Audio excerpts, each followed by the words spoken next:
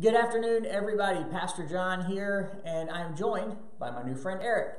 And he is one of our missionaries. And today we were unable to put our message online like we typically do. Instead, Eric is going to provide you an update of the work that they're doing, and then I will be back shortly to talk to you again. So as soon as you're done, just turn it back over to me. Thank you, sir. Sounds good. Yeah. So yes, my name is Eric, and where we serve, unfortunately, is a sensitive place, and so I can't share too much about exactly what we're doing.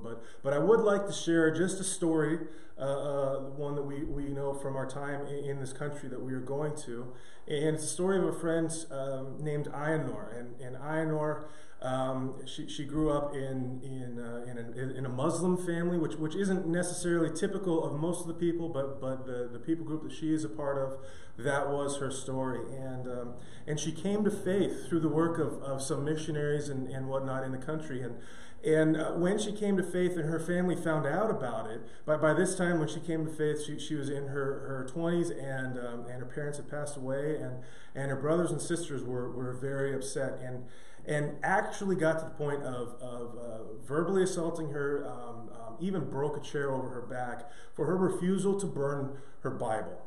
And through her continued witness, her continued steadfastness in the faith, she actually became a witness to her family, so that they maybe don't accept Christ as their Savior, but they respect Ayanor for her faith and for her holding on to this. She is one who is so passionate after having found Jesus Christ that she wants to share with her people and with people who need to hear. And so she wants to take the message of Christ to people outside of her native homeland, outside of where she's used to, and become a missionary herself. And where we work, there's a lot of opposition to the gospel, and the church that is there, even though there's all this opposition from the people in the country, the church believers that are there are really a lot like Ayanor. They want people to hear the good news of Jesus Christ. And so it is an unreached people group. There are very few Christians, but the passion for the word is there. And so we're hoping to be able to get back and provide training for these young Christians who want to get out and share the hope of God to their fellow country members, their fellow ethnic groups, and so that's our heart.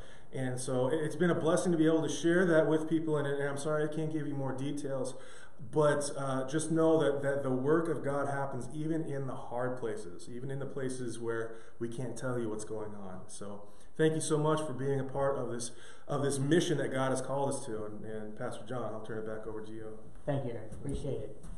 So I wanted to let you know that New Life Church has decided to partner with Eric in their ministry and where they're going. So we recently had a missionary family come off the field. So we are going to switch a few things around, and we're going to provide monthly support to this missionary so that he can do what he's doing in the place where he's at.